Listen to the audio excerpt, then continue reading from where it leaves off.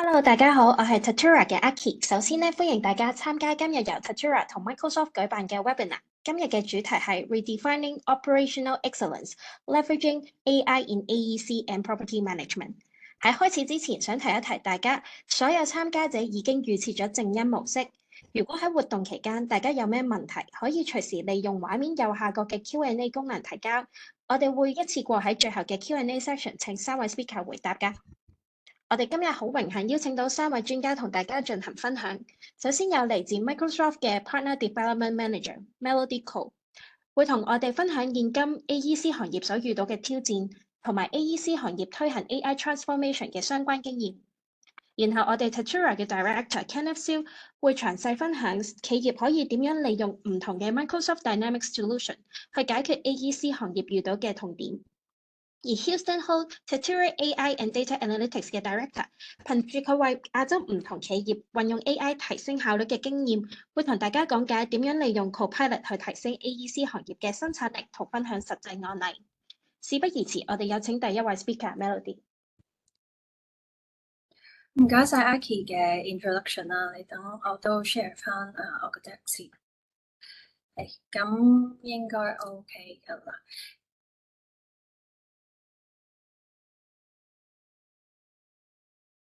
大家好啊，我係 Melody 啦。咁今日代表 Microsoft join as a representative 啦。咁其實我都少少介紹翻我同 Tatura 嘅關係啦。咁我係 Partner Development Manager。其實咧，我同佢哋平時做嘅任務啦，就係幫 partner 佢哋去做好佢嘅 AI transformation，同時去提升佢哋嘅能力啦，激發佢哋嘅創新 idea 啦，去幫你哋即係尊貴嘅客戶去做好 AI transformation。咁而我哋點樣去做 AI transformation 啦？其實我哋分開4大嘅一個 opportunity 位啦，對外啦、對內啦，傳統嘅一啲 business process 啦，又或者一啲真係好新穎嘅 idea 啦，我哋都希望用到3個 component 去做呢一個 approach 嘅。第一就係 individually 咧，我哋希望每一個人都係用 Copilot 去做佢嘅副手。咁可能有啲 summarize 一啲 document 啊，又或者你 translate 一啲事情啊、draft email 等等嘅嘢咧，其實都唔係好需要用你嘅努力啊、時間啊、effort 啊去做噶啦。依家我哋交俾 Copilot 去幫手，慳翻一啲時間，又或者慳翻一啲我哋嘅腦細胞，咁就做一啲真係 planning 啊，又或者要去諗一啲 idea 嘅工作啦。咁第二喺department level 同埋organization level 咧，我哋都希望可以幫企業去做一啲 differentiated 嘅 AI solutions，即係咩咧？即係可能有啲 agent 可能做到啲 task performance 嘅一啲 AI solutions 啦，一啲 AI operational 上令到你哋嘅 flow 更加 smooth、更加自動化嘅一啲 AI solutions 啦。咁最底層咧就係有 cyber security 同埋一啲 app 做一個 foundation。咁當然啦，你都需要去 protect 一個 AI infrastructure。另外就係一啲 applications 嘅 license 上啊，又或者你嘅 cloud infrastructure 咧，都係好重要嘅。咁 on top 咧，你先會 build 到一啲用 data 砌成 learn 好咗嘅一啲 AI solutions。咁而我哋今日嘅主題啦 ，AEC 嘅 industry 啦，咁我哋都離不開講一個 ERP 噶啦，因為喺 project management 上啦、supplier management 上啦，你哋嘅 ERP 都好重要啦。咁首先都要晒一晒我哋嘅 Gartner Leadership 嘅一個認證啦。咁喺呢4年嚟，我哋都喺右上角嘅，無論係幫一啲賣 product 嘅企業定係賣 services 嘅企業咧，呢一個 ERP 咧都係一個 leader 去幫你哋做好一個 internal 嘅 management 嘅。咁我哋而家呢個趨勢其實就係一個自動化嘅 ERP 啦。喺 ERP 裏邊咧，亦都加入咗我頭先講嘅個3個 components，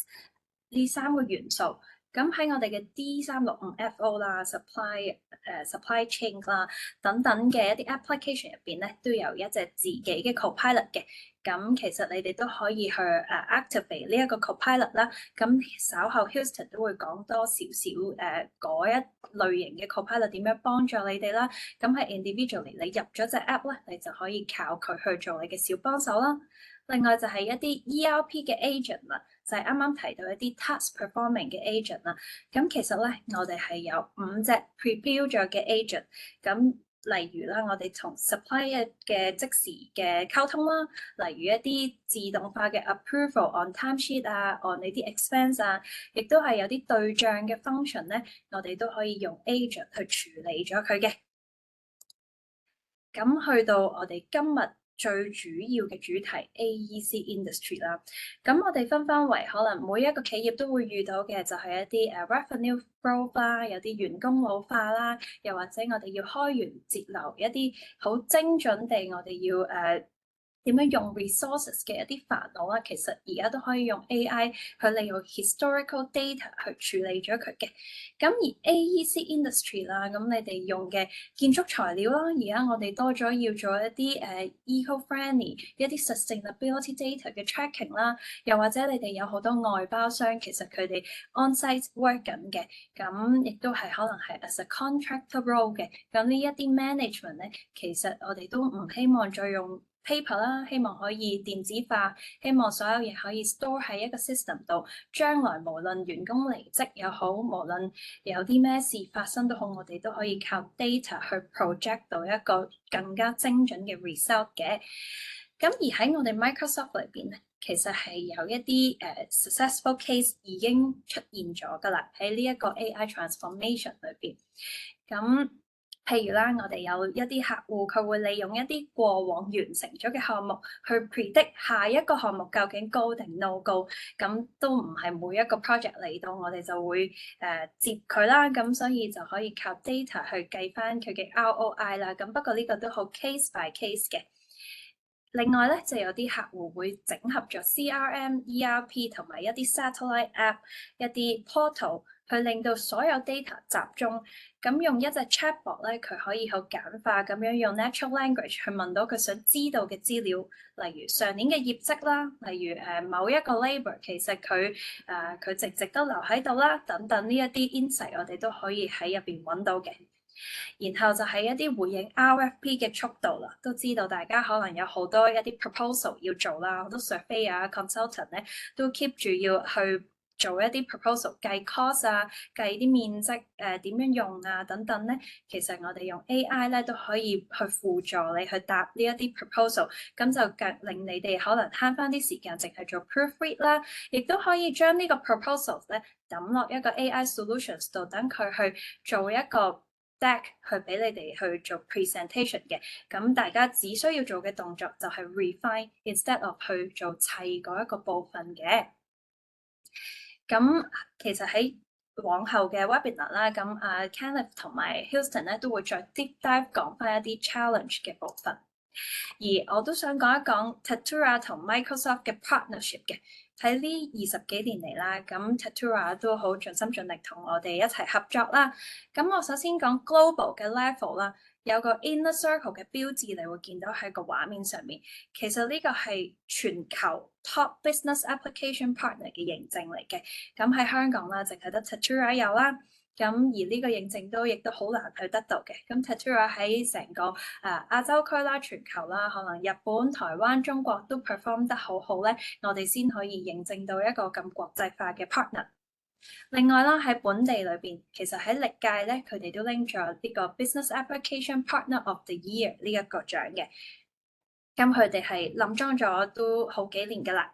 咁而喺現在啦，我哋 partner program 咧已經 retire 咗 Gold partnership 同埋 Silver partnership 呢件事㗎啦。咁轉咗為6個 solution partner 嘅 destination。咁喺呢6個 solution partner destination 咧 Tatura 已經完成咗3個啦。佢哋亦都有一個純 business application 嘅partner transform 咗去做到 Azure Data and AI Digital and App Innovation 嘅一個 partner 嘅。咁所以佢對於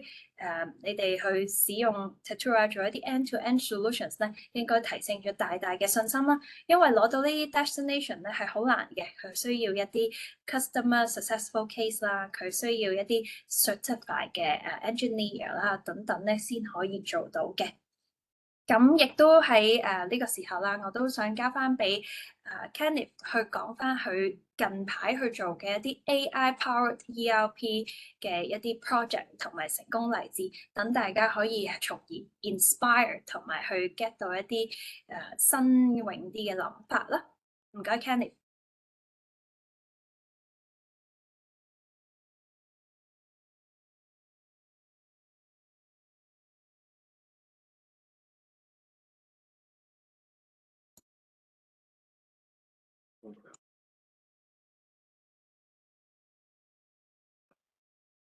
唔好意思啊，Kenneth，我哋有少少 technical issue，聽唔到你嘅聲音啊。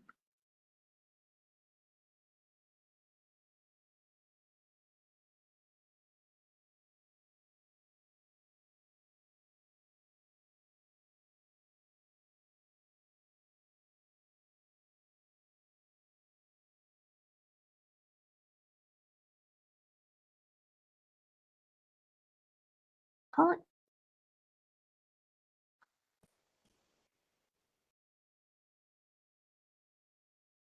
唔好意思啊，請大家稍等一陣。咁 Kenneth 咧，而家會 rejoin 翻我哋呢個 webinar 嘅。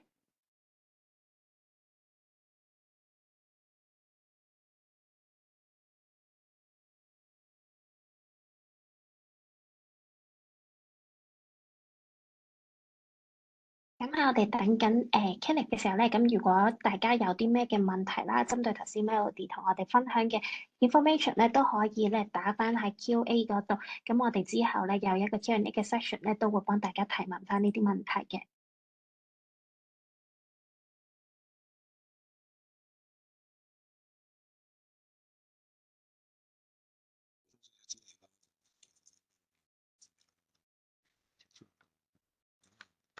大家呢度今次 join 我哋呢個 webinar 咧，好多都係有啲老朋友，咁啊有啲都認識 Tectura 個 background，咁啊陣間我都會介紹下我哋個AI and data team 嘅。咁頭先啊 Ray 都有講過啦，我哋其實最近都攞咗好多唔少嘅一啲certificate 啦，亦都有啲 Microsoft 嘅認證 on data and AI。咁陣間我哋都會介紹多少少，咁亦都去 share 多啲唔同嘅 use case and experience 啦。咁啊 Kenny 翻嚟啦，睇下把聲 O 唔 OK 先？唔好意思，而家聽唔聽得清楚啊？Very good。 ？OK，唔好意思，係我諗頭先個咪有少少事。OK，好，咁係啦，OK，好，sorry 啊，咁係啦，back to 翻個 webinar 啦，咁係啦，咁我係Kenneth 啦，咁我係代表 Tectura 嘅，咁我 more focus 喺D365 F&O 我哋叫 finance and operation 嘅一個 ERP 入邊啦。咁首先好多謝Melody 啦，咁佢介紹咗，佢 kick start 咗成個 webinar 啦。咁跟住喺我呢個 section 入邊，我諗有兩個部分啦。咁第一部分就好快，我哋會再即係介紹下 Tectura，咁等大家認識我哋多啲。咁 after that 咧，我哋就會 step into 個 solution。咁由可能由 AEC 嘅 pain point 開始啦，咁到我哋解釋翻，無論由 ERP 嘅角度點樣去 address 呢啲 pain point 啦，又或者喺個 AI solution 嘅角度點樣去 address 呢個 pain point 啦。咁跟住就再俾大家去 share 一啲我哋嘅 successful case。好。好，咁先講翻 Tectura 先啦。咁其實頭先Melody 都介紹咗啦。咁其實我哋喺呢個 industry 都大約有我諗 more than 20年嘅 experience 㗎啦。咁其實我哋一路都係 focus 喺一啲 ERP 嘅 implementation 入邊嘅。咁最主要都係圍繞住一啲 Microsoft 嘅 business application。咁正如頭先都講啦，咁其實而家喺成個ERP 或者個 business application 入邊都不斷咁 transform 咁。咁無論係啲客戶啦，又或者係個系統層面，由我哋最初嘅一啲 ERP solution 到而家嘅可能有一啲 BI 啊、machine learning 啊，到而家最 latest 嘅 AI，咁我哋 Tectura 都喺成個一個Wooten 入邊咧，都係一個領導嘅地位嚟嘅。咁我哋都不斷 adopt to Microsoft 嘅一啲新嘅 business solution 啦，咁去implement 唔同嘅 solution 俾我哋嘅客戶。咁我哋喺個 solution profile 入邊啦。咁其實我哋入邊最主要幾個大嘅範疇嘅，咁喺中間就我哋嘅 core ERP 範疇，咁就涉獵咗我諗大家日常用到嘅，譬如一啲 finance trade and logistics 啊，又或者今日嘅 core focus 一啲 project accounting 嘅一啲 function，咁一啲傳統嘅 ERP function 都喺入邊。咁喺左手邊就一啲我哋叫新啲嘅一啲 application 啦，例如一啲 Power Platform 啦，咁一啲譬如 BI solution 啦，用啲 Power Automate 去做一啲 workflow 啊，又或者一啲 Power Apps 去 develop 一啲即係 mobile solution 啊，咁我哋都有呢啲咁嘅 solution 去 offer 嘅。咁另外最右手邊咧，你會見到一啲好多一啲我哋叫 Tectura 嘅 add-on 嘅。咁因為其實喺 Microsoft 嘅一個application 入邊咧，其實佢係一個 open source 嘅 solution 嚟嘅。咁其實我哋可以喺呢個 solution 上邊咧，再 extend 一啲 new 嘅 capability 去俾我哋啲客戶嘅。咁其中今日我諗其中一個 core focus 就係即係 AEC 啦、architecture、engineering 同埋 construction 嘅一個 focus 啦。咁同埋另外一個 property management 嘅 focus 啦。咁其實喺呢兩個industry 入邊咧，咁其實我哋都有一啲即係喺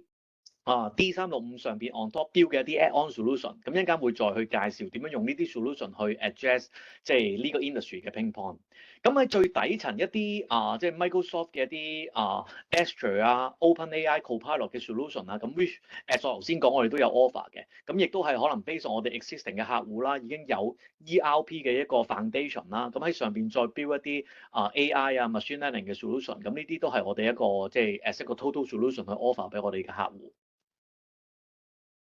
好，咁跟住講一講我哋嘅 coverage 啦。咁其實我哋一間即係美國 base 嘅公司啦。咁其實香港係我哋嘅headquarter 嚟嘅，係啦。咁我哋有大約11個 offices 喺7個 location 啦。咁正常我諗最 common deal with 嘅，譬如喺 China 台灣又或者日本咁我哋都有個coverage 喺入邊嘅。咁喺 India 我哋都有一個我哋叫 development centre 嘅。咁因為頭先都講我哋即係 develop 咗好多 add-on 啦，咁亦都有一啲即係development centre 去專幫我哋去研發一啲我哋叫 vertical solution 嘅，咁即係例如 AEC又或者個 property management。咁我哋最主要 focus 喺5個 core 嘅industry 入邊啦，咁其中我諗今日最主要就係 AEC啦，咁另外譬如 retail manufacturing trading real estate service，咁其實我哋都有涉獵喺入邊嘅。好，咁頭先就好快一個簡介 of Tectura 啦，咁跟住我會 focus 就係講一講就係個 pain point of AEC 同埋 property management 呢個 industry 啦，咁跟住會再 share 翻有啲咩 solution 我哋可以去 address 呢 pain point。好，咁當然啦，我諗喺 AEC 同 property management 入邊有好多即係唔同嘅 pain point 啦 ，depends on 每個企業入邊個 culture，咁其實都有好多一啲唔同嘅 pain point。咁但係喺我哋即係咁多年啦，其實 focus 喺呢個 area 入邊咧，都可以即係歸納咗幾個大類嘅。咁首先第一類就係一啲我哋叫 figment 嘅 system 啦。咁因為其實我哋接觸到喺呢個行業嘅客戶咧，通常佢哋都用緊好幾個 system 嘅。咁因為可能佢哋 financial 會有一個 system 啦，可能管 project management 嘅一個 system， 又或者做 property billing 嘅會有另外一個 system。咁始終都冇一個叫做 one single solution 去 fulfill 晒佢所有唔同嘅 function， 因為始終可能喺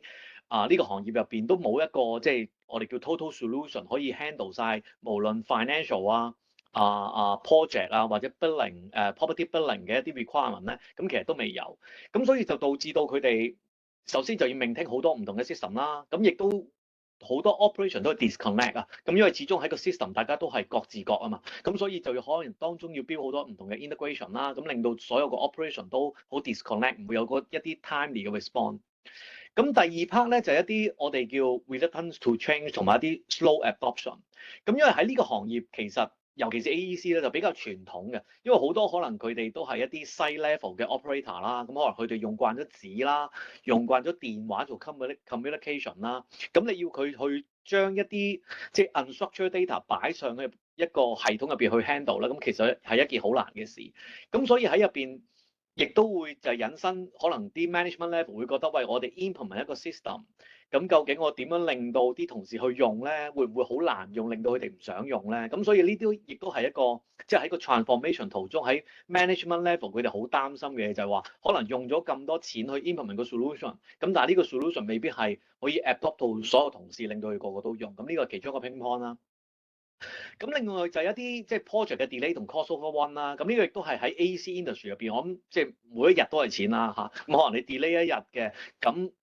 即係先不論係一啲我哋叫 internal cost 啦，咁可能係一啲 external cost，可能你要 penalty 俾人哋嘅，咁所以成個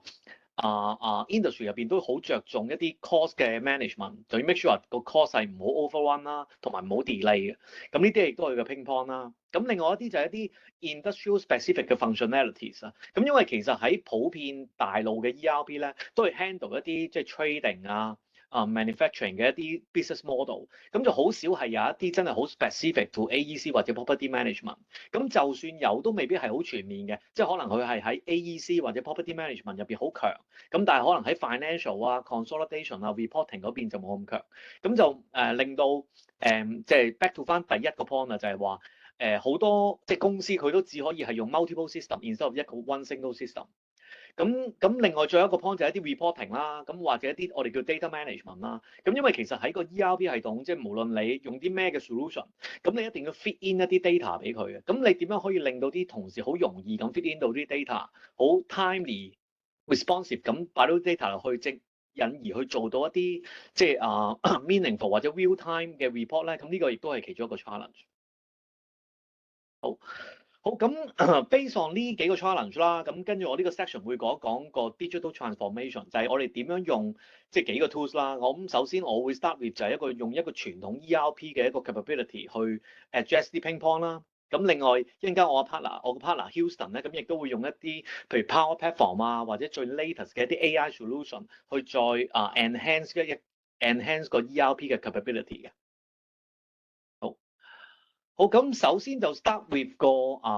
ERP 嘅 solution 先啦，即係我哋嘅 D365 嘅 solution 啦。咁其實你而家見到呢幅圖咧，就係一個 D365 嘅一個版圖啦。咁簡單啲講就係，即係我哋而家都叫呢個 term 做即係 Microsoft 嘅一個 ecosystem。咁因為講緊嘅就係，即係點解係用呢個我哋叫 ecosystem 呢個意思咧？就係講緊我哋而家即係 deliver 呢個 solution 咧，就唔係講緊淨係一個 ERP solution，又或者淨係一個 AI solution，又或者淨係一個 Power Platform 嘅 solution。講緊嘅呢個 solution 咧係 fully integrated 嘅。咁即係簡單啲講，我哋 deliver 嘅 function 啊，或者 reporting 啊，或者一啲 AI 嘅 capability 咧，都係透過呢啲嘅 tools 係 transparent 咁俾 user，就唔係講緊話哦。佢當佢要用某個 solution 嗰時候咧，就去某個系統入邊做。咁整個系統都係一個整合嘅系統入邊嘅。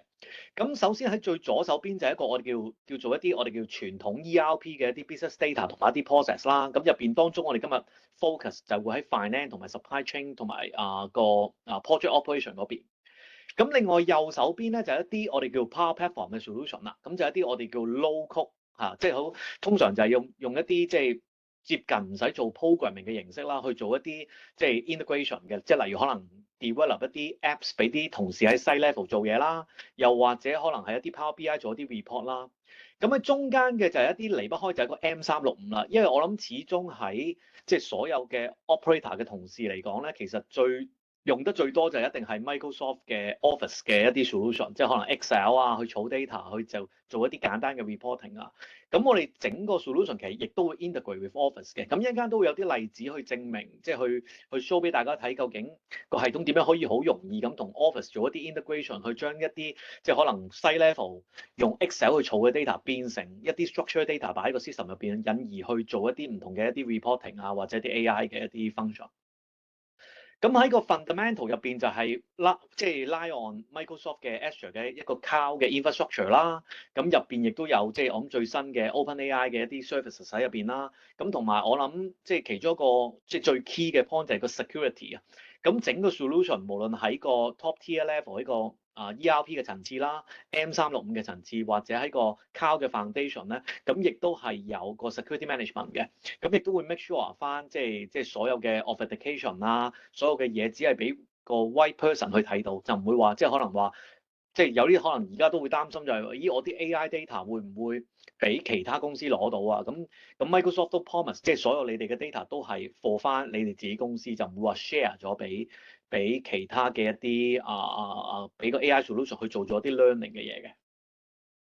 好，咁再 deep dive 啲喺個 D365 入邊啦。咁其實入邊我哋都分咗好多唔同 modules 嘅。咁其實我哋有大約即係 total 有20-30個 modules 啦。咁係分咗啲9大類啦。咁當然今日唔會 cover 嘅，即係所有 modules 啦。咁最主要會圍繞翻喺個 project accounting 啦。for AEC 嗰邊啦，financial 啦，supply chain 啦嘅 function，咁同埋 procurement 都會係啦，咁所有即係其實周邊嘅一啲solution，咁其實都係即係 modules，其實都係整合咗去即係呢9個大格入邊。咁頭先我提過，咁其實傳統嘅 ERP 就未必可以 fulfill 到而家即係 AEC 啊或者 property management 嘅一啲function。咁其實你而家見到呢幅圖咧，就係一個我哋即係其中2個 add-on 啦。咁亦都係今日其中2個 core focus，就係個 AEC add-on 同埋個 property management add-on。咁呢2個 add-on 咧就係我哋 Tectura 啦，即係 based on 翻 D365 F&O 嘅 solution 咧 on top 再 build 嘅。咁 base 落去嘅即係 generic 嘅 functionality，咁我哋即係首先 start with AEC 啦，即係我哋由 initialize 個 project 可能做 tendering 開始要 define 個 project 啊，cost code 啊，或者一啲 BQ 啊 work breakdown structure 開始啦。到我哋去 manage 翻成個 project 嘅 execution，即係可能我哋 project 中途會有 budget revision 啦，會有 variation order，有 VO book expense 可能上啲 IP payment application 俾業主咁呢啲咁嘅 function 啦。咁引申同即係我諗，即係 AEC 其中一個好着重就係同一啲 subcontracting 嘅 management 咁無論係同你哋 vendor 或者 subcontractor 嘅一啲 relationship 啦，做一啲我哋叫 subletting schedule做tender analysis 到我哋引申上啲 subcon pay cert 嘅一啲 handling 啦，咁我哋都會喺入邊。咁到最後一啲analytical 嘅一啲 function 啦，可能我哋做到一啲即係我哋叫 project statement睇翻個 project status cash flow或者啲唔同嘅 BI 嘅 dashboard咁 based on 我哋無論喺 project level 啦procurement 或者 subcontracting level 嘅 data 咧，都可以做一啲 analysis 嘅。咁喺個底層入邊，當然係 fully integrate with 翻個 financial 啦咁無論係一啲即係 general ledger cost 即係 expenses 嘅 management 啦，啲 cost 嘅 management 啦，咁 ARAP 嘅 billing或者一啲即係subcontractor 或者 vendor 嘅 payment咁引申做 financial 嘅一啲 consolidation咁我哋都入邊呢啲 function 都 fully integrate with 我哋嘅 add-on 嘅。咁最右下角就係亦都有一啲我哋叫 property management 嘅功能即係譬如話當我哋可能有啲公司係做完 construction 起咗一個即係 building 出嚟之後，可能我有啲即係 lease rental 出去嘅話，咁其實我哋都有個 property management 去幫你 manage 個 property 嘅首先係一啲我哋叫 master 嘅 maintenance 咁我哋可以 define 翻唔同嘅 property unit 同客戶同個 tenant 嘅一啲 contract 啦，咁我哋可以 generate 到一啲我哋嘅 DN 即係 debit note 嘅 creation，可能係一啲即係 ad hoc 嘅 billing 或者啲 regular 嘅 billing啦，咁 for 一啲可能係收租一啲 management fee 嘅 function 啦，咁到我哋做收錢啦，同埋一啲 deposit 嘅 handling 啦，咁呢啲呢兩個 add-on 咧都整合咗喺個 D365入邊，咁就 as 一個即係 modules 嘅形式啦，咁去 handle 翻 AEC 同埋property management 嘅 function。好，咁首先講翻個系統啦，按嗰5個 key 嘅一個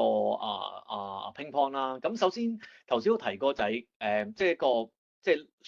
slow 嘅 user adoption。咁呢個就係講緊。首先喺個系統點樣易用啦？咁其實喺個系統入邊咧，我哋最主要都係一個我哋叫一個 Access Anywhere。咁簡單啲講就係其實你有一個 web browser 咧，咁無論你係喺個 site level 喺個地盤入邊，咁你揸住一個 tablet 啦，甚至乎一個電話啦，咁又或者係啲 email 嘅 client 啦，咁其實我哋都可以 access 到個系統嘅。係啦，咁你就只有 internet 就可以㗎啦。咁頭先都提過，我哋同 M365嘅整合啦。咁其實你都可以見到，譬如佢有一啲 approval 嘅，可能有一啲 management 嘅，佢未必會 log in 入個系統嘅。咁佢亦都可以透過Power Automate 啦，去 define 一啲即係 workflow，就直接喺個 email 嘅層面去做一啲 approval，亦都可以。咁簡單啲講，就務求令到即係啲同事喺 site level 嘅同事就唔需要有一部電腦，咁佢都可以做到一啲即係喺系統入邊嘅一啲操作，譬如喺個 site 度做一啲 receiving或者喺個 site level 去做一啲即係certification咁亦都可以做到。好，咁另外一啲即係adopt to 翻呢個 industry 嘅一啲 function，就係一啲我哋叫 personalization 嘅 workspace 咁因為當然啦，其實喺成個系統入邊咧，我哋都係一個叫 works。我哋叫 role-based 嘅 concept 嘅，咁即係都簡單啲講，就係每一個人其實佢都有唔同嘅 role 啦，咁可能有 QS 嘅同事，可能佢要 monitor 住個 project status或者一啲 PIC 嘅同事，咁喺個系統入邊咧，我哋都有個 workspace concept，就可以俾大家 define 自己嘅 workspace 嘅。咁呢個係一個我哋叫 project management and control 嘅一個 sample 嘅 workspace咁入邊你可以見到有好多唔同嘅 information，即係例如可以 define 到一啲我哋叫 project insight 啦。咁可能你睇翻，即係我而家 existing 有啲咩 project，個系統有一啲咩嘅 insight generate 俾我哋嘅。咁例如係可以係啲乜咧？咁可能係一啲我哋叫 reminder。咁可能係一啲譬如話有個 invoice 就嚟 overdue 啦，係邊個 project 嘅？又或者咧，可能有個 coming task，可能我有個 practical completion 咧，喺5日之內係要即係就 overdue 要做完嘅嘢。咁呢或者可能係有一啲我哋叫 cost budget 啦，可能我某個cost code 咧已經用剩翻20% 嘅 budget 啦，個 system 去提我，可能我要做一啲 revision去加翻大個 budget。咁呢啲唔同形式嘅一啲 alert 或者 insight 啦，我哋叫做咁，亦都可以透過個 system 咧喺你個 workspace 呈現俾你睇嘅。咁簡單啲講，個 user 就唔需要話，可能我哋每日翻工就要去喺個 system 入邊咧不斷揾一啲你想知嘅嘢。咁 instead of 咁 passive 咧，個系統就可以主動喺透過啲 insight 嘅 function 咧，將呢啲 information 帶俾大家。咁同埋頭先都講就係個系統嘅易用啦。咁我哋其實呢啲咁嘅 insight 咧，你都可以喺個 user level 咧，我哋再做一啲唔同嘅 analysis 嘅。例如我想將呢啲嘢可能谷敗翻個類型啦，即係可能billing overdue 嘅，我有3個 task 係要 handle 嘅。咁可能一啲 invoice overdue 我有1個 task，咁我可以做一啲唔同嘅谷評啦。咁又或者係擺一啲 due day 嘅，即係可能喺6月份會 due 嘅咧，我有1個 task；有7月份嘅 due 嘅 overdue 嘅話，會有即係可能10零個 task。咁呢啲唔同形式嘅一啲即係 on screen 嘅 analysis 咧，都可以俾 user 去直接去做，咁就令到佢哋可以更加容易去用到系統。係啦，咁甚至乎一啲即係喺個 workspace 入邊，我哋可以 define 啲 report 啦，咁佢可以直接睇到啲 report。好，咁另外喺個 UI 層面啦，咁個 UI 層面其實都同 Excel 差唔多嘅。咁簡單啲講，譬如喺 site level 嘅同事，可能佢哋用慣咗 Excel 嘅。咁其實 Excel 呢啲格仔表你用到嘅 function，其實亦都可以喺 D365 入邊去做到。咁例如可能一啲 field 嘅 rearrange 啦，咁可能我哋要 freeze 咗啲 column 啦。又或者我想加啲 total 啊、sum 啊，咁亦都可以 on the fly 喺個 screen 去做啊，就唔使話可能我哋要將啲 data export 咗 Excel 之後再砌一啲嘢，咁就直接喺個 screen 度 on the fly 可以去做到。咁甚至乎一啲 field 嘅谷評，好似一個 pivot table 谷評，我哋都做到嘅。咁就可以即係令到個同事就當佢做一啲 analysis 嘅時候咧，咁亦都比較容易。咁同埋佢都可以 define 翻自己一個即係 personalize 嘅 screen 啊，咁等大家入嘢嘅時候亦都就手啲。好。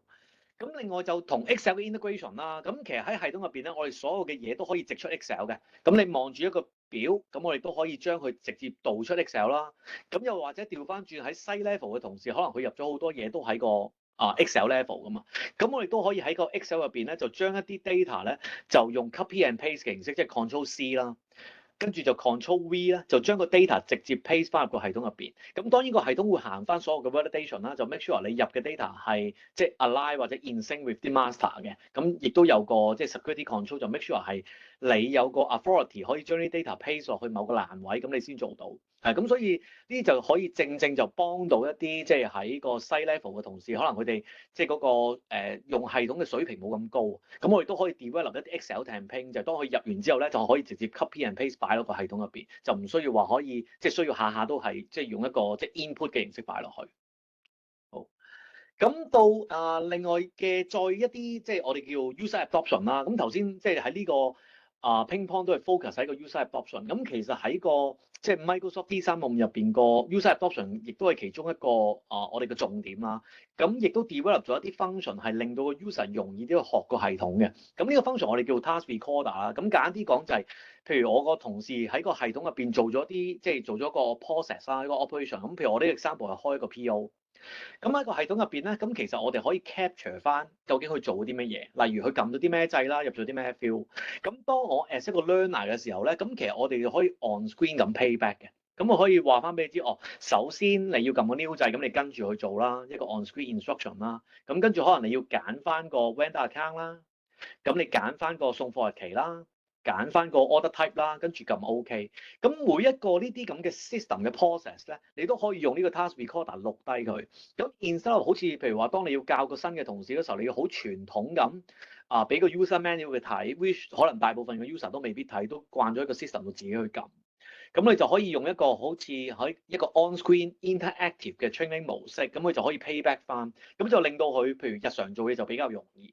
咁同埋呢個我哋叫 task recorder 就唔係淨係 for training 嘅，可能日常做嘢咧，我都想我而家開張 PO 喎，我想 payback 個 system 喺個即係一 step by step 咁 guide 住我去做咧，咁我亦都可以嘅，就唔一定係淨 for training 嘅，就日常你做operation enter data 嗰時候，你亦都可以用呢個 tools 去即係好似 step by step 咁 guide 住你去做，咁亦都可以。好，咁另外一啲即係 workflow configuration 啦，咁當然啦，我諗即係喺即係 AEC 行業，咁其實都有好多唔同嘅 workflow 嘅，即係你都可以喺個系統入邊咧，我哋 define 一啲好似類似 visual flowchart 嘅形式，咁 define 翻一啲唔同形式嘅 approval 啊，即係可能我哋最 typical 可能某個某個 tender 個價錢係幾多錢嘅，可能我要行 multi level 嘅 approval。如果低過某個銀碼就行 single level 嘅。咁呢啲亦都可以透過個系統去 define。咁最重要就係呢啲都唔需要一啲 programming 嘅。咁你 define 完之後咧，咁其實個同事assign咗個 task 俾佢咧，佢亦都可以透過一啲 mobile device 啊或者 email 咧去收到呢個instruction 啦。咁佢就去 base on 個 instruction 去做嘢。咁就大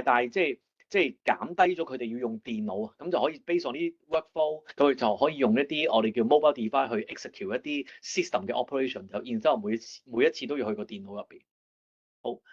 好，咁頭先就 more focus 喺個即係一啲即係 user adoption 嘅 ping pong 啦，咁跟住會 focus 喺一啲 budgeting 同埋 progress 嘅 monitoring。咁因為喺 AEC industry 入邊咧，我諗首先就係一個大 topic 就係一啲我哋叫 project management 啦。咁其實無論你係一啲即係做 E&M 嘅公司啦，或者做 construction 嘅公司啦，咁其實你都會有好多唔同嘅 project。咁首先咧系統入邊咧，我哋都有個叫做 project 嘅 function 嘅。咁首先你可以 define 我哋叫 multi level 嘅 project 啦，可能我有個 main project 入邊分咗兩期嘅兩個 phase 嘅，咁又或者喺個 phase 入邊咧，我哋加咗兩個 VO 入去嘅，即係兩個 variation order 入去嘅，咁我哋可以 define 翻一個唔同形式嘅 project structure，depends on 你個 nature 嘅。咁喺每個 project 入邊咧，我哋都可以 define 翻個 budget。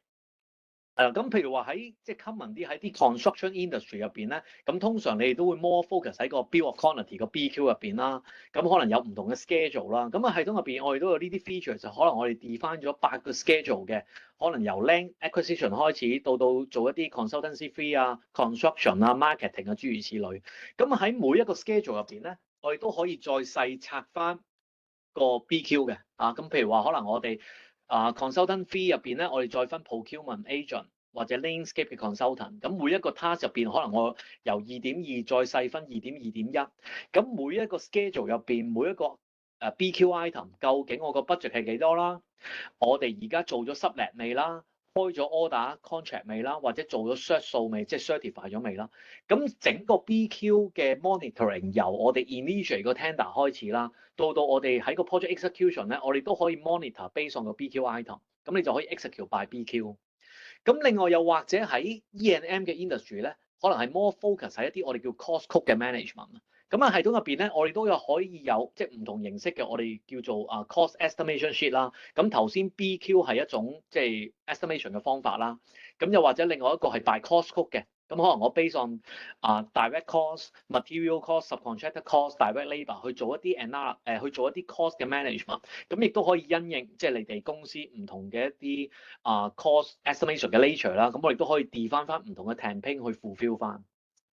咁最重要就係我哋可以做到就係一啲我哋叫 cost code 或者 BQ 嘅 management 啊。咁即係 anytime 你都可以睇翻呢一個 project 究竟我哋個 budget status 啊。咁可能我哋嘅 original budget 有幾多啦，做咗幾多 revision 啦 ，latest 嘅 budget 啦，有幾多係 commit 咗開咗 order 嘅，有幾多係 consume 咗係使咗㗎啦。可能有幾多 remaining 啦，咁諸如此類。咁每一個即係無論你用唔同形式嘅我哋叫 cost estimation 咧，咁我哋都可以透過 cost code 或者 BQ 咧去做到一個我哋叫 cost control。咁就務求即係令到即係當你哋每使錢嘅時候咧，咁其實個系統都可以俾到一啲 alert 你，就通知你喂，究竟你呢個 cost code 或者你呢個 cost 嘅 element 咧，究竟你剩翻個 budget 幾多？你有冇 overrun？咁亦都可以實時做到一啲 alert 咧，可能通知翻 management，可能某一個 project 佢個 budget 已經 overrun 咗 more than 20%喎，咁可能我哋有啲即係 management level 嘅 alert 啦。咁呢啲亦都可以喺個系統入邊去 define。好，咁除咗喺 cost level 嘅一個management 之外咧，咁喺個 duration level 喺個即係 resources level，咁我哋都有一個我哋叫 work breakdown structure 嘅 function，咁亦都可以俾大家去 define 翻我成個 project 嘅一個 project plan 啊。咁類似 Microsoft project，咁譬如我而家可能有幾個 phase 嘅，咁每個 phase 我有唔同嘅 task 啦，有唔同嘅 duration 啦，咁當中亦都可以 set 到唔同嘅 alert 去通知翻相對應嘅同事，即係可能話某一個 task overdue 咗啦，咁頭先大家都見到喺個 project insight 嗰度咧，咁就可能通知翻個 PIC，話你有啲 task 已經 overdue 咗啦，又或者有啲 upcoming task 要提佢準備嘅，咁亦都可以 define 到。咁除咗 define 個 timeline 之外咧，亦都可以我哋 support 一啲我哋叫 skill mapping 嘅 function 嘅。咁我哋可以做一啲 task assignment 嘅，即係可能話某一個 task 我喺個系統入邊咧，我要揾翻相對應嘅同事，就做一啲即係 booking 嘅動作，就 assign 翻個同事俾佢。咁當中亦都可以 integrate 翻個 Outlook 啦。咁我哋就可以將呢個 task 咧就 assign 咗落一個 Outlook 嘅 task 度，俾翻呢個 user，咁佢就知道有個 task assign 咗俾佢。咁同埋亦都可以即係 maintain 翻一啲我哋叫即係每個 employee 嘅 skills 咁可以做一啲 skill search 嘅，即係可能某一個 task 咧，我哋需要可能某個同事係有某一張 cert 嘅，咁我哋都可以喺個系統入邊咧 define 翻咗呢啲咁嘅即係 skill mapping 啦，跟住我哋可以去 search 翻每個同事嘅 skill 之後 assign 翻落去。咁呢個就係一啲即係我哋喺 budget 同埋progress 層面嘅一啲即係一啲 function 去即係 make sure 翻個 project 唔好 overrun 啦。咁啊，另外一啲我哋叫 industry specific features 啦。咁頭先提過，因為其實喺即係 property management 同埋喺 AEC 都唔係一啲即係叫好 common 嘅 industry 啦。喺即係對比喺一啲傳統嘅 ERP。咁所以喺個 add-on 層面咧，我哋喺呢兩個module 都 define 咗好多唔同嘅 function 嘅。咁由我哋 manage 成個 project，無論係由 project 啦、costing 啦，到我哋上 cert。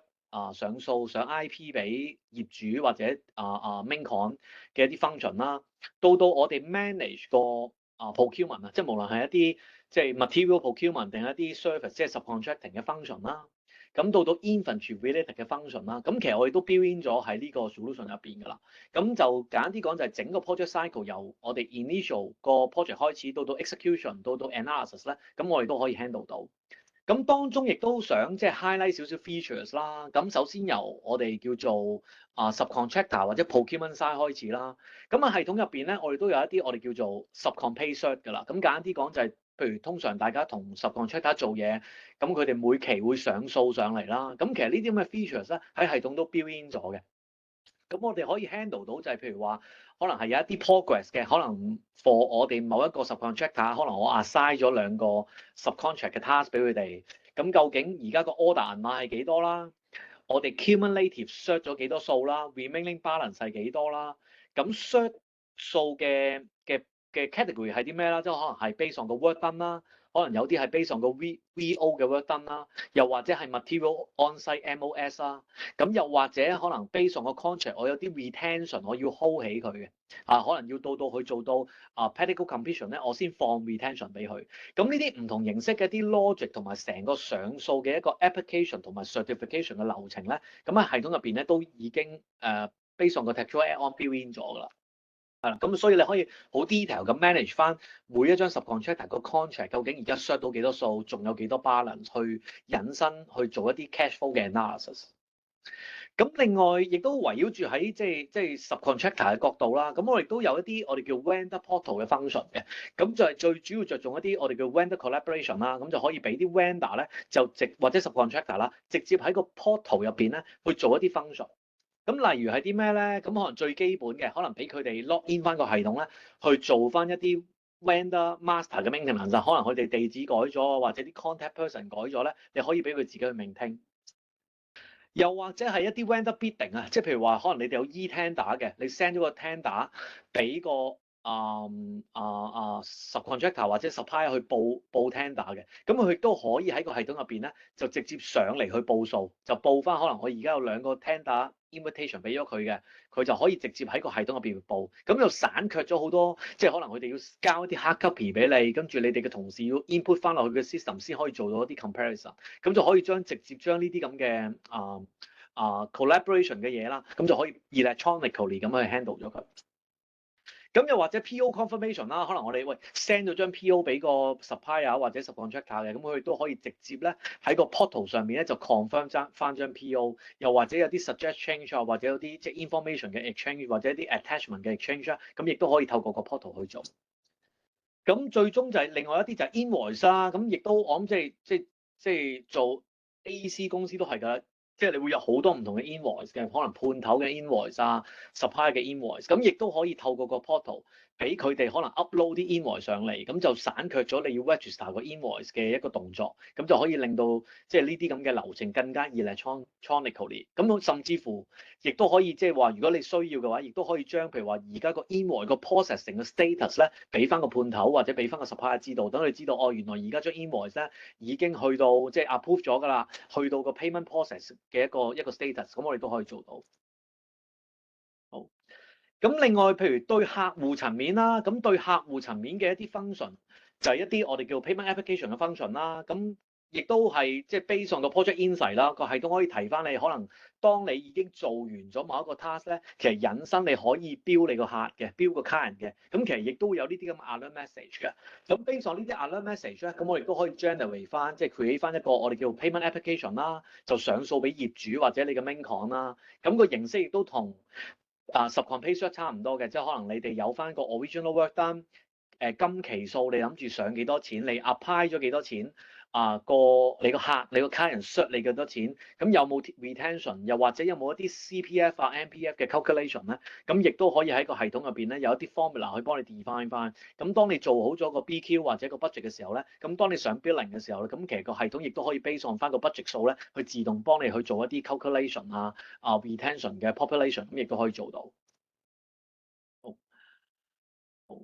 咁甚至乎一啲我哋叫 task management 啊，咁因為我諗大家即係做 AC 都好興就係話，喂，當你上訴嘅時候，發覺咧，喂，有一啲嘢可能我可以 charge 翻個業主嘅喎，咁喺個系統入邊咧，我哋都可以 create 一啲 case 嘅，咁可能一個 case 咧係俾翻個同事去 follow up，咁可能我 define 翻個 case 啦，咁就係可能我哋要based on 個 subcon 上單上嚟咧，可能我哋要同翻個業主去講翻，即係可能你哋要做翻一個即係 VO 啦，即係可能我哋標翻個業主，咁你都可以 create 一個 task 咧，就 assign 翻俾個同事去 follow up，咁就唔好將即係有一啲 billing 係 miss 咗，咁就可以 based on 翻個 subcon 去 trigger 翻一個process 去標翻你個業主。好。咁另外 for warehouse 層面嘅 function 啦，咁喺系統入邊咁其實都有晒一啲我哋叫 WMS 嘅 function。咁無論係一啲即係你哋可能係有一啲 storage 嘅 warehouse 嘅 operation 啦，咁甚至乎一啲 site level 嘅 operation 咧，喺嘅 warehouse 嘅 operation，咁我亦都可以做到。咁同埋 Tectura 亦都有一啲即係我哋有一啲叫做 Android 嘅 apps 啦，咁可以俾啲 site level 嘅同事喺個即係 mobile device 入邊啦，去做一啲 receiving 嘅動作，咁亦都可以做到。好。咁另外一啲，譬如一啲 expand function 啦，咁譬如話頭先就係摸一啲對外嘅 function 啦，咁對內嘅即係譬如話同事嘅可能有 internal 嘅一啲 expenses 咧，咁亦都可以用一啲即係 internal 嘅 mobile apps 啦，我哋嘅 mobile apps 啦，一啲 power apps 啦，去 capture 翻個 expand，咁就 book 翻一啲即係 expenses cost 落去個 project 入邊去做一啲即係 cost 嘅 analysis，咁同埋當然亦都 integrate with 個 AP 去做找錢翻，即係 pay 翻個 employee 啦。好。咁另外 on property management 啦，咁我哋都有好多即係唔同形式嘅 function 㗎啦。咁由頭先講過，譬如話我哋做 contract 啦，同個 tenant 做 contract 啦，引申我哋去做一啲即係 billing 啊，我 define 咗個 contract，咁可能我哋係一個 recurrent billing 嘅，我哋每個月可能要收佢一啲即係 management fee 啊，或者可能收租啊，咁我哋可以 define 呢啲咁嘅 formula 啦。咁個系統咧就可以 based on 呢啲 formula 咧，就定時定候有啲 regular 嘅 billing schedule 去 generate 出嚟嘅，咁就去提翻個客，即係可能我哋每個月今個月啦，我哋要收翻幾多張 contract 邊個 tenant 收翻幾多錢，個 charge type 係啲乜嘢啊？即係可能係 management fee 啊，係一啲 regular 嘅，咁或者可能有啲係 ad hoc 嘅 fee，咁我哋都可以 define 翻唔同嘅 billing type，咁個系統就可以每個月咧 generate 啲 billing schedule 咧，去俾你去做一個billing。咁到最後一個 pain point 就係個 reporting 啦。咁喺系統入邊咧，其實我哋都有好多唔同形式嘅 reporting tools 㗎啦。咁無論係一啲即係 financial reporting，俾你做一啲即係billing 一啲 statement 啦，即係 financial statement 啦。咁一啲 Excel ad hoc 嘅 reporting 啦。咁一啲我哋叫 workspace 嘅 reporting 啦，即係好似頭先我哋見到喺個 project workspace 入邊有好多即係有啲 chart 嘅形式，亦都可以做到啦。咁一啲 traditional 嘅 report 啦。咁一啲 Power BI 嘅 report 啦，咁甚至乎可能一啲對外嘅 document，因為通常即係你譬如做 subcontracting 你都有好多唔同嘅對外嘅 contract 嘅 document，which 有好多 appendix 喺入邊嘅。咁入邊我亦都可以 define 一啲 document template 去 generate 啲 template 出嚟，咁亦都可以做到。咁咁其中一啲 sample 啦，一啲譬如話頭先都提過一啲 cost tracking 啊，咁喺系統入邊我哋都可以 define 翻一啲我哋叫 cost tracking 嘅 report，可以睇得翻可能每個階段究竟我哋嘅 cost 使咗幾多錢啊？咁即係可能我哋嘅planned cost 啦，即係我哋 budget 嘅 cost，到我哋 actual 使咗幾多，而家 cost at completion 究竟剩翻幾多錢，嗰個 percentage 用咗幾多，咁亦都可以透過呢啲唔同形式嘅 report 咧去做一啲 cost analysis。咁當然呢啲 report 亦都可以整合變成一啲我哋即係 more high level 嘅一啲 business performance analysis 啦。咁入邊亦都有好多唔同形式嘅一啲報表咧。咁甚至乎一啲我哋叫 what if analysis 啦。咁亦都可以透過一啲即係 BI 或者 machine learning 嘅 function 啦去做到。咁所以大家都可以透過呢啲唔同形式嘅一啲 reporting tools 咧，去令到即係喺成個 project cycle 入邊，即係 more transparent 啦，即係可能唔同嘅 stage 究竟佢個狀態去到邊，都可以透過呢啲咁嘅 reporting tools 去做一啲比較實時嘅一啲 report。好，咁before 我哋 move on 去個即係 AI 同埋喺 Power Platform 點樣去即係 facilitate 呢個 industry 啦。咁最後我想講多一個就係一個 scalability 啊。咁因為頭先都講緊，其實即係我諗即係大家都意識到啦。我諗特別係有咗 AI 之後啦，咁其實成個business application 啊嘅 technology 都不斷進化。咁呢度都想解釋翻，其實喺我哋即係 Microsoft 呢個 solution 嘅 design 入邊咧，都唔係講緊一個即係 one stop 嘅 solution，可以講緊一個我哋叫 single version。咁 single version 嘅意思係咩咧？就係講緊其實喺 Microsoft 咧都會不斷 release 一啲我哋叫 updates 落個 solution 入邊。咁正如可能譬如Copilot 呢啲 features 亦都係新加嘅。咁即係可能如果有 IT 同事喺度，都會問到喂，其實當有新 feature，可能我要做一個 system upgrade，which 個 effort 好大嘅喎。咁可能我要首先用好多人力物力去做呢個 upgrade 啦。咁但係因為即係 make use of Microsoft 一個我哋叫 extension 嘅 development 嘅 approach 咧。咁其實我哋無論係 Textura 而家寫咗個 add-on 啦，又或者大家可能第時做咗啲 development 一啲開發喺個系統入邊咧，咁其實都係用一個 extension 嘅形式。簡單啲講就係你唔會影響到個核心。咁當佢有一啲 Microsoft 嘅新嘅 feature release 落嚟嘅時候咧，咁其實就唔需要話哇我要 revise 曬所有嘅 program 去做，咁佢只不過係用一個 extension 嘅形式，你只不過係需要做一啲我哋嘅 regression test 啦，咁甚至乎做 regression test 咧，其實 Microsoft 都有 tools 去幫你做，咁就可能幫你行翻啲 system process 去 make sure 翻個 upgrade 唔會對佢有影響，引而去將呢啲咁嘅 new features 去 deploy 落去。咁所以想喺呢度即係講一講就係即係所以我諗呢個 solution 都唔係話即係一個 endpoint 嘅。咁其實定時定候 Microsoft 每一年啦，其實佢都會 release 一啲 bug fix 啊，或者一啲 new features 落去呢個 solution 入邊。咁大家就可以即係除咗用緊現有嘅 features 之後咧，亦都可以 enjoy 到 upcoming Microsoft 嘅一啲 new feature with 一個我諗叫最細嘅 effort 啦，就唔係話我要做一個 full upgrade，而係一個 update 咯。我哋個 terms 好咁頭先講咗一個就係 more 喺個 ERP 層面點樣去 address AEC 同 property management 嘅一個 industry 嘅一啲 features 啦。咁跟住落嚟我就交俾我同事Houston 啦，咁佢會講一講喺 Power Platform 同埋 AI 層面點樣可以再 in-depth 啲去幫到呢個 industry。好 Houston，咁我 pass 俾你。OK， 好。見唔見到我 screen 咧？呢度。好，咁我睇下先嚇。咁多次。好，而家見到啦。好。咁好 thank you Kenneth 啦。咁頭先都講咗好多成個 AEC 嘅 application。咁我接下嚟咧，我就會講多少少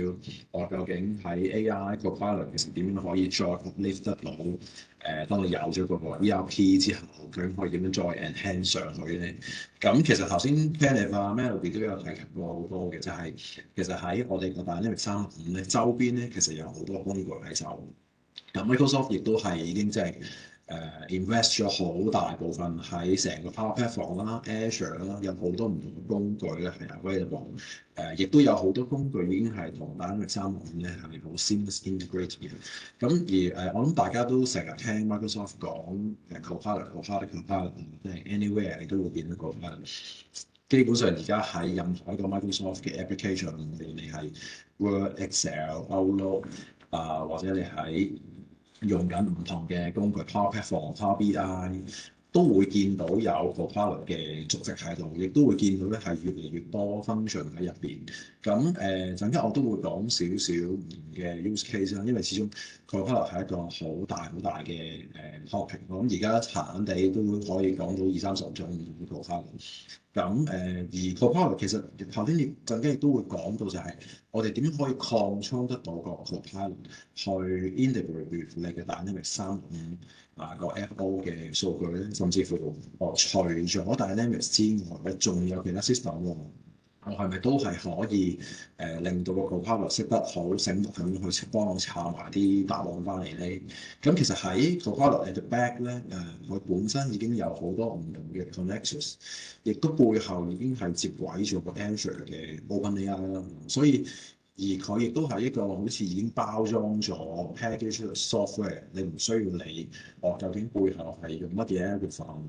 而家啲人成日喺度 compare 究竟ChatGPT 4.0、O1、O3、4.5或者Gemini各唔同嘅AI algorithm，究竟邊個勁啲？成日都有問我呢個問題。咁但係其實坦白講咧，我哋就唔係米芝蓮嘅食家啦，我哋可能分唔出邊個勁啲嘅。咁但係我哋最緊要咧就係要揾到一個合適嘅。咁而 Copilot 正就係一個咧幫我哋篩選晒最好嘅選擇，咁就 integrate 咗落去喺成個嘅 ecosystem 入邊。咁而所以喺背脊咧，你可以見到喺好多地方咧都有Copilot 嘅足跡嘅。咁我諗今日最主要就係 focus 翻，其實喺Dynamics 365背脊咧，我哋有個叫 Dataverse。咁 Dataverse 咧就係喺Microsoft Finance Operation 入面咧，其實背後嗰個 data layer 嘅，你可以理解佢係個 database 啦。咁當然佢唔係整個 database。咁所以喺你個 Dynamics 365咧，其實本身自己都有一個 Copilot。咁而呢個 Copilot咧係已經有個 license 去使用嘅，即係話你唔需要特別去再買一個額外嘅 Copilot license。咁因為喺你個 F&B 裏面咧已經有㗎啦。所以都有好多朋友問：點解有啲 Copilot 要收錢，有啲 Copilot 唔使錢？其實係嘅，所以我哋就要了解翻有啲 Copilot 係 embed 咗喺你嘅 license， 因為其實你買Dynamics 365你都已經要俾 license 㗎啦。咁所以如果睇翻個 license guide 或者可能Kenneth 同我都可以俾翻多啲 information 大家，究竟邊啲係要，邊啲唔使錢。咁而喺 Copilot in Dynamics 365 Finance 裏面，其實你已經會有一個好似係一個 chatbot 咁嘅形式。其實大部分 Copilot 我諗大家都留意得到，其實都係好似一個 conversation 一個對話形式嘅一個 AI。咁而呢一種我哋所謂嘅 conversational AI 咧，其實亦都會慢慢變成一個我哋叫 agentic 嘅 AI， 即係話其實佢唔係淨係一個 chatbot， 佢唔淨係一問一答。其實而家開始咧，你會見到啲 Copilot 咧，會有好多唔同嘅 action 可以喺背後咧去幫你 execute。即係對啲人最常成日講我可唔可以喺個 Copilot 度直接問佢一個問題，就幫我揾到個答案出嚟？咁但係嗰個問題個答案都唔係咁容易，可能要查好多嘢。咁呢啲亦都係喺個 Copilot 咧 embed 咗裏面咧，其實已經係可以做得到，而佢背後亦都係用咗Azure 嘅 OpenAI 嘅技術，一啲 generative AI 嘅技術啦。好似呢個問題咁，Can you walk me through the typical workflow for managing a supply chain within Dynamics 365 supply chain management？ 咁係一個好 generic 嘅 questions， 例如一啲啱啱新入手嘅 user。佢未必識點樣行呢個 workflow 㗎，咁呢度佢就已經直接 describe 咗究竟其實呢個 workflow 應該點樣做 step by steps。咁而喺最 latest 嘅版本啦，喺個Dynamics 365其實亦都已經有一個我哋叫 immersive 嘅home page 咁。咁你會入到去咧，佢會已經有好多 suggested 嘅 answers。其實背後已經有好多 AI 咧喺背脊喺度行緊。就會去 recommend 你，其實你有啲乜嘢要做，有啲咩係等緊你要做，或者甚至乎佢會 suggest 你應該要咁樣做。咁而你亦都喺上面都一樣，你會見得翻喺 Copilot 裏面，你會有一個好似 chat 嗰種嘅 function，你可以同佢去 interact 好多。咁即係話咧，喺將來其實而家我哋會將來會有多一種咧嘅 user experience。以前嘅 user experience 係你要 look up 個 menu 揾個 function 出嚟，之後 navigate 撳。咁但係嚟緊，我哋亦都會有一個新嘅一個做法啦，就係基本上你係同 chatbot 去傾偈。咁呢個 Copilot 就係已經 build in 咗喺呢個 Dynamics 365 Finance 啦。咁如果即係好似我哋好多朋友喺個 Dynamics 365上邊咧，其實亦都會額外去 build 好多 function 嘅，有好多唔同嘅 customization。咁其實呢個 Copilot 咧，我哋都可以做 further 去嘅 enhance。咁而你都可能會問，咁我除咗我啲 user 一定要 log in 咗入去Dynamics 365入邊先至用到呢個 chatbot。咁 what if 我有啲 user 其實唔係Dynamics 365嘅啲 management？佢其實淨係要去睇某啲 progress，要去 monitor 某啲嘢，但係其實佢唔會做啲 entry。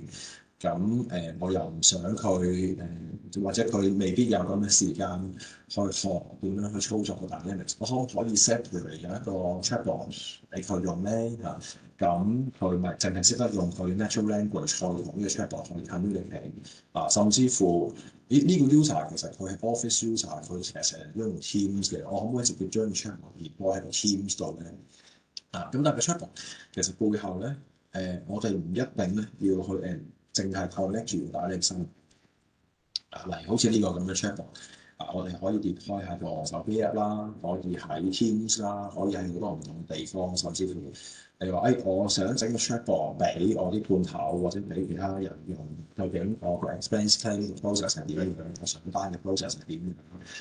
咁都係可以嘅。咁所以有好多例如甚至乎我哋之前都聽過，我可唔可以有個 chatbot 俾我啲同事問，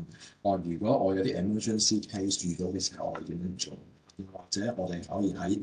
職安健呢方面去入手嘅。可唔可以喺個 chatbot 度教識個 user 點樣去做啲唔同嘅事情咧？或者係可唔可以有啲 quiz、有啲 exercise 係俾個 user 可以對應個 chatbot 去練咧？個 chatbot 會不斷問你問題，你要揀個答案，好似做 quiz 咁。咁所以其實 chatbot 嗰個可能性咧係好多嘅，唔係淨係問問題，或者唔係淨係叫佢哋去揾答案，甚至乎係可以叫個 chatbot 去幫你 trigger 到一啲新嘅 workflow，一啲新嘅 action，背後可能要幫佢哋 send 個 email，幫你喺個 SharePoint、OneDrive 上面去 create 啲 report，或甚至乎要 call 某啲 application API，都係可以。咁而全部嘢咧都係會係一個好 seamless 嘅 conversation 啦。咁而家嘅 AI 其實基本上我哋已經係可以好快去 understand 得到成個operation。咁呢度我有個好簡單嘅 demonstration 啦，就係問佢 What is required ship date for sales order 0008811。咁基本上咧佢就要識得答你，亦都俾埋個 citation，究竟呢個 answers 其實係邊度嚟嘅咧？究竟個 invoice account 對應呢張 order 係邊一個嚟嘅咧？咁佢就可以好快俾到啲 answers。咁當然你話我自己去揾就得咧，咁簡單啦。咁而呢一個咧，只係俾咗一個我哋一個叫新嘅 experience。咁因為你要去 navigate 揾個 function，要去 log in，跟住然之後揾翻個 function navigate，揾翻個答案，絕對係冇可能，絕對係冇問題嘅。咁當然啦，我哋而家做緊一啲demo 出嚟，呢個 platform 咧係相對簡單。如果你話再複雜啲嘅話咧，其實嗰個效益咧，你就會變得更加明顯㗎啦。咁而且我哋將 apply 喺一個好龐大嘅項目或者有幾十人、幾百人一齊去操作嘅時候，如果每個人可以慳到1個鐘，可能1個月已經慳到幾百個小時間。咁所以其實喺背脊係有好多唔同嘅應用啦。咁當然揾得 Pagura apply 我哋 data and AI，其實我哋都會 provide 個 service 去幫你衡量下究竟邊樣嘢嘅 ROI 係值得比較高啲。咁當講到 ROI 咧，我哋都要講一個比較常見啲嘅 use case 係個 invoice recognition 啦。咁其實而家呢個亦都我 apply 咗喺我哋好多唔同嘅 FO 嘅客人底下。咁個 trigger point 個 automation 其實就係在於我哋想令到去做 AP process 嘅 workload 咧，盡量可能分擔翻俾個 AI 同埋個供應商咁就叫啲供應商去 send email 嘅 invoice 俾我啦咁我哋個 flow 咧就自己會去 check listen 住個 email address，睇下裏面有冇啲 email address 嘅 email domain 係 match with 我哋嘅 vendor master 入面呢啲 register 咗 email domain 咁如果係嘅話咧，即係話佢係我哋供應商嚟㗎。咁然之後再 execute next step 就係去 check 下究竟嗰個 email 裏面有冇 attachment 啦 ，attachment 有冇 PDF file 咯，有嘅話我哋就會 execute 個 OCR 做 AI 去 recognize 裏面啲 invoice date、invoice number、vendor name 去諗 recognize 一啲比較重要啲嘅 key field。咁然之後我哋就可以知道究竟嗰個係咪一個 valid invoice，就去 proceed，然之後就 insert 埋落去個 dynamic 3網。咁所以其實個 process 咧，我哋都係轉緊以往嘅 user 咧係要做 data entry， 而家咧有咗呢個 AI， 其實個 user 就變咗唔係做 data entry， 佢係做 data verification， 去 verify 下個 AI 做得啱唔啱，啱佢就做 approve 咁其實呢樣嘢亦都係 remove 咗咧eliminate 咗一啲盲點因為以往佢就自己入自己對或者佢要揾佢嘅 peer review 咁所以而家咧其實就係我哋直接就已經係對即係佢話佢基本上已經係冇咗個盲點，咁所以做出嚟嗰啲 process 咧或者 quality 可能會係再快啲因為大家都明啦，如果我做錯咗咧，我去到後邊好後期 approval 先至揾得翻先發現，其實就好大件事即係我又要 reverse 啲 entry， 又要cancel 咗個 approval， 由頭重新再行然之後又要再好多關卡，咁又未必每個人都得閒喺度做 approval， 咁就變咗啲 process 會拉長咗好多。咁所以我睇成個 automation 裏面咧，我哋亦都可以將嗰啲 image 嘅 PDF 變成一啲 OCR 咗嘅結果直接 insert 咗落去個 FO 嘅 timetable 度，俾人去做 review side by side 去做 comparison 就好似呢個咁樣你會見到我哋一個 image 咧係會逐個 field 做埋個 field mapping 話俾你聽邊個 invoice date 係幾多 ，invoice number、due date 係幾時 ，invoice 嗰個 vendor name、line item、line level、header level 全部都會有埋個 confidence score 咁所以我哋亦都可以控制如果個 score 係好低嘅，我哋就要 flag 咗俾佢晒，特別要去對翻。甚至乎你話我有啲好特別嘅 invoice，個 layout 係古靈精怪嘅，我可唔可以特登教識個 AI 去學識呢種 layout 點樣 recognize 咧我哋都可以，我哋都有個 AI 嘅Azure Document Intelligence 專係學一啲 custom model 咁頭先Kenneth 都有講過啦我哋啲 expense claim 其實都一樣可以嘅，或者喺個 vendor portal 裏面收到張 vendor invoice 翻嚟，係咪可以直接 execute 埋個 OCR 咧即係就係我哋可以咁樣做甚或是係喺個 mobile app 上面，我哋 scan 咗個 image， 直接已經將個 receipt 裏邊嘅 content 咧 extract 晒出嚟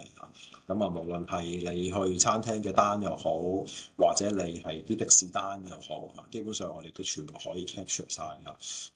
嗰啲嘅理數surcharge 總收費呢啲全部都可以直接做晒。咁所以喺個 FO 裏面其實仲有好多唔同嘅 AI 嘅，咁我今日未必能夠講晒太多啦。咁喺呢個 FO 裏面仲有一啲我哋叫 late payment 嘅 prediction 我哋可以估下喺邊個客戶佢會遲幾錢咁我哋會 label 咗佢個 probability 究竟佢個 on time rate 係幾多甚至乎我哋可以 integrate 埋成個 collection 嘅 process， 自己有埋啲 reminder send 俾個客，你遲未找數我哋 overdue 可以有埋啲 reminder 咧咁當我哋個 cash flow 當我哋嗰個payment 我哋能夠 predict 嘅時候咧，其實我哋亦都可以接軌住成個 cash flow 嘅 forecast 因為 AR 我哋已經可以好準確預測 AP 我哋都知道自己平時個 pattern 係點樣平時啲 GM account cash flow expense 嗰嘅嘢我哋都可以知道嘅時候咧，我哋都可以 apply 埋個 AI 去 extract 我哋過去嘅 seasonality and trend。然之後佢做埋個 projection 俾你睇咁你就可以做到咧有唔同嘅 snapshot， 甚至乎 snapshot by snapshot 咁去做 comparison， 就可以見得到啦。原來之前 forecast 我嘅嘢會低，我即刻有啲 action， 然之後喺下個禮拜我再做嘅時候咧，我就見得到原來我已經 rectify 咗某樣嘢咁就會令到個 forecast 又再 adjust。咁呢樣嘢係 AI 先俾到大家係可以係消化到咁大型嘅數據，俾到一個好準確嘅 forecast 大家。咁最尾我就 show 其實喺成個 AEC 或者成全世界啦，咩行業都放，其實而家都係不斷講緊我哋即係要有一個知識型嘅經濟，不斷大家都係喺度 evolve 緊，點樣諗緊行業嗰邊嘢。咁呢度我就深入埋咗一啲我哋同好多唔同客戶傾緊啊，有好多唔同嘅 transformation journey，其實都係一樣嘅。大家面對緊嘅痛點咧，頭先一開始 Melody Kenneth 都講咗好多，大家面對緊嘅問題咧，其實都係一定要透過一個 digital transformation journey 去幫大家去解決。可能人手唔夠，你要揾 robot 去幫你做。人手唔夠，除咗 robot 之外，係咪可以將個 process 盡量 optimize 佢？咁所以喺我哋亦都除咗 ERP、BI 之外，甚至乎我哋有好多唔同嘅 AI 去做 prediction，幫你去做啲 decision making，甚至乎Microsoft 嘅 CEO 都講㗎啦，將來嘅世界都係 agentic AI 嘅年代，你只係需要不斷同 robot 講，你要佢做啲乜，要佢做啲乜，要做啲乜，佢就會幫你 execute 曬所有嘢，幫你走往 ERP 嘅輪級，呢啲 record、free record。咁所以喺我哋將來嗰個世界咧，我哋 Accenture 同 Microsoft 都會用好多唔同技術，再加埋我哋嘅 talent，再幫我哋嘅客戶去達成呢一個咁嘅 transformation journey。好啦，咁我之後我就交翻俾Kenneth 啦，多謝大家。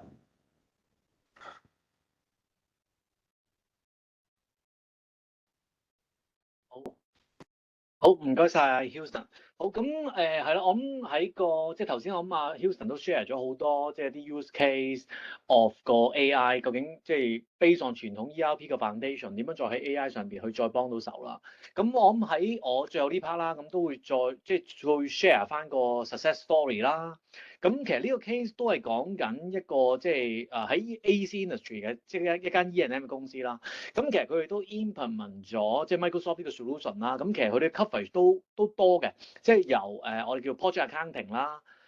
到 chain logistics 啦，到 service management 啦，因為可能佢會做一啲 maintenance 嘅工作。咁到成個 financial consolidation 啦，咁其實都用緊Microsoft 呢個 solution 嘅。咁當然當中我諗其實佢喺即係 before move on 去到 Microsoft 嘅 solution，咁其實都係即係有頭先唔同類型嘅 pain point 啦。咁其中一啲即係佢哋最想做到就做到一啲我哋叫 risk analysis 啊，即係可能因應翻個 project 個 risk 嘅程度，可能我哋要行一啲唔同嘅 approval 啊，即係可能個 risk 越高嘅 approval 越多，諸如此類。又或者可能個 risk 越高咧，可能越需要啲同事咧去 regular 做翻個 project 嘅 update。咁呢啲唔同形式嘅 function 都係透過咗即係 D365又或者 Power Platform， 甚至同埋 Power BI 嘅一啲 solution 去整合出嚟嘅。咁當中亦都可以幫到一啲我哋叫即係其中一個 cash flow management 啦。因為我諗喺即係 AEC 其中一個難度就係喺個 cash flow management， 尤其是喺 project cash flow 啦，就喺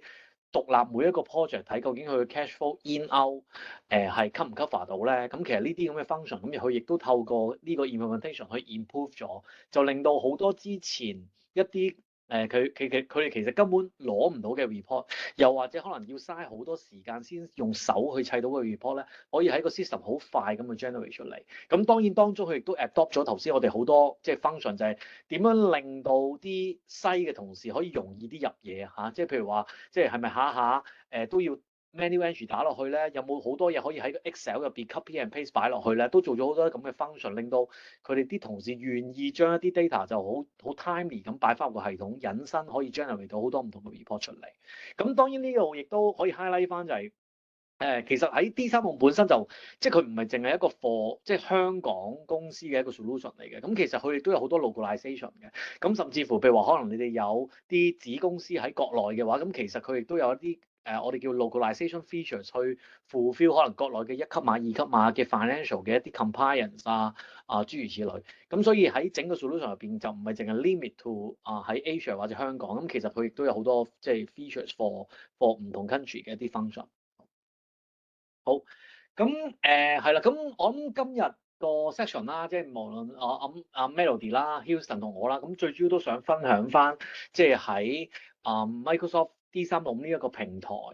再加埋 Textura 嘅 AEC add-on 啦，再加埋 latest 嘅一啲 Power Platform 同埋一啲AI 嘅technology，點樣可以做到一個即係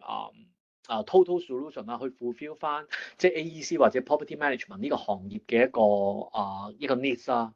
係啦，咁所以我諗喺呢個而家 upcoming 呢個時間，可能我交翻俾阿 Aki 或者阿 Fanny，咁可能我哋可以 kickstart 個 Q&A。係好多謝3位 speaker 精彩嘅分享啦，咁而家就輪到我哋 Q&A 嘅環節啦。咁再提大家可以喺畫面嘅右下角嘅 Q&A section 咧打翻你哋嘅問題，咁我哋嘅 speaker 咧可以現場答翻大家嘅。咁而家都會俾翻少少時間啦，大家去提交個問題先嘅。同時咧，我哋都希望咧趁大家打緊問題嘅期間，邀請大家 scan 翻而家畫面右下角嘅 QR code 去 follow 翻我哋嘅 LinkedIn、Facebook 同 YouTube 嘅。我哋會不定期透過 LinkedIn 同 Facebook 分享翻行業最新嘅服務同埋資訊。大家亦都可以去翻我哋嘅 YouTube channel 重溫翻以前嘅 webinar 片段，包括今次嘅 webinar 咧之後都會 upload 翻上去俾大家參考㗎。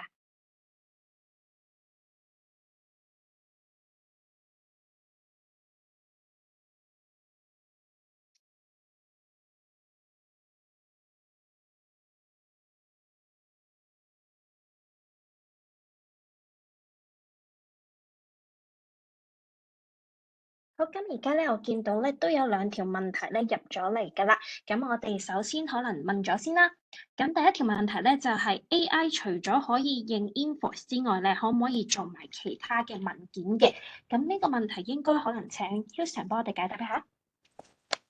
好啊。咁其實頭先 share 係收到啲供應商嘅 invoice，就會透過公司去認。咁頭先都有講。其實除咗 Microsoft 嘅 preview 所嘅 invoice model 之外，咁亦都可以去一啲 custom 嘅 document 啦。咁當然除咗 invoice 以外咧，其實一定係可以recognize 好多其他嘅。咁例如我哋之前亦都有啲 case 係話，客人 send 張 PO 嚟，我係咪都可以透過 AI 咧去 recognize 個 content，然之後就入咗我個 system， 變成我嘅 sales order 啦。咁呢啲都係可以嘅。甚至乎你話唔係喎，我有啲頭先都有 show 咗，佢係將cafe 嘅 invoice 仔嗰啲 receipt 仔的士單嚇，咁呢啲其實全部我哋都係可以透過 custom AI 去教識佢嘅。咁甚至乎我哋而家亦都有啲 case 係喺台灣，我哋會幫一啲企業去 recognize 一個身份證。因為台灣嘅身份證同香港係幾唔一樣嘅，有屋企地址啊，有附錄嚟嘅。咁我哋就可以咧去 recognize 埋呢啲咁嘅 information， 就可以幫佢哋去 fill in 一啲 application form 啦。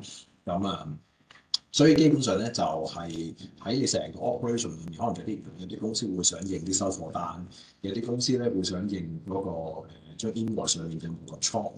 我哋就幫佢做嗰個 chop detection。咁呢啲都係可以嘅。唔該晒 Houston。咁另外仲有一條問題咧，就係有冇 AI 其實可以幫手預測 project risk 減省成本嘅咧？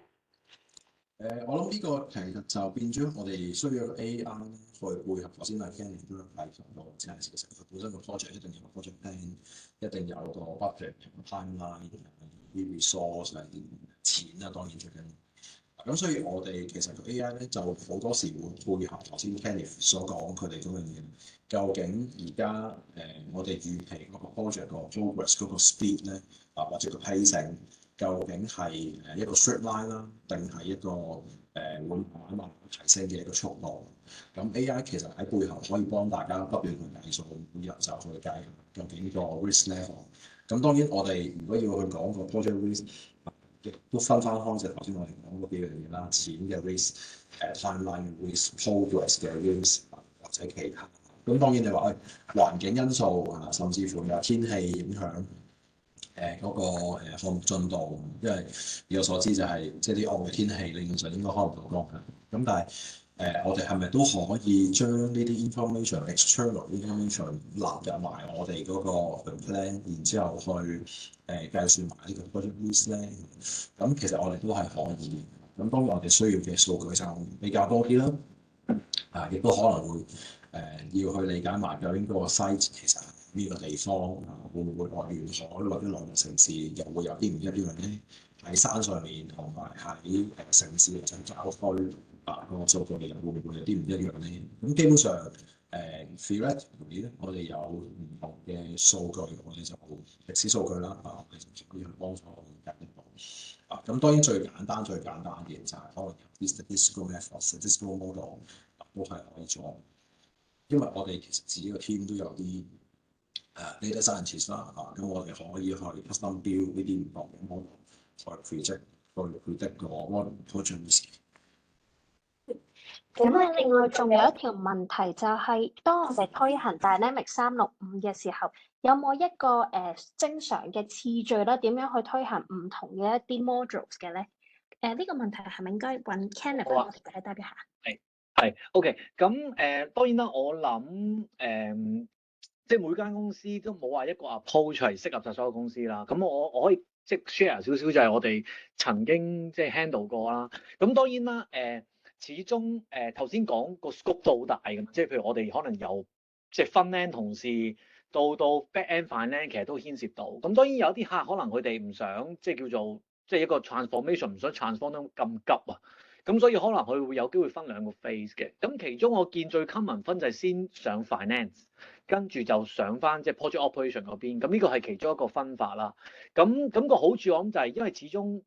其實我哋做咁多 operation 嘅嘢，其中一個最 core 就係想喺 finance 度做好數啊嘛。咁所以通常佢哋呢個做法都係希望做咗個 finance 嘅 implementation， 即係 define 好啲 chart of account 啊、啲 analysis code 之後，跟住 implement operation 嗰 part 咧，佢哋就可以 base on 翻呢個 define 咗個 analysis code 去 book 數。咁所以呢個其中一個即係 objective，咁亦都可以 reduce 數個 risk 啦。咁呢個第一個方式啦。咁我亦都有一啲客戶可能係揀 by business unit 啊，因為可能佢哋係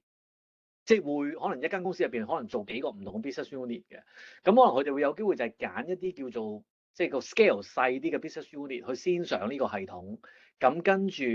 當冇問題啦，再 roll out 去其他嘅 business unit。咁其實兩個 model 都有，係咁當然最 common 啲係即係finance 先 finance 後上 operation 啦。咁但係當然，如果你話喂你想再細拆，即係由 operation 入邊可能喂 procurement、project service 都想拆開咧，咁就比較少見，亦都即係我之前都冇少，因為始終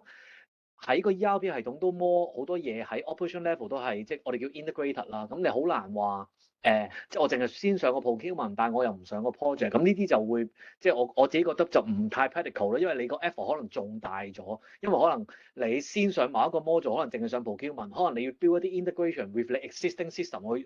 做一個 interim solution，until 其餘嘢上咗，咁你先可以即係一個 full solution。咁所以當中我見即係最 common 嘅界法就係界開 finance 同 project operation， 就係呢兩種形式。好多謝 Kenneth 幫我哋解答啦。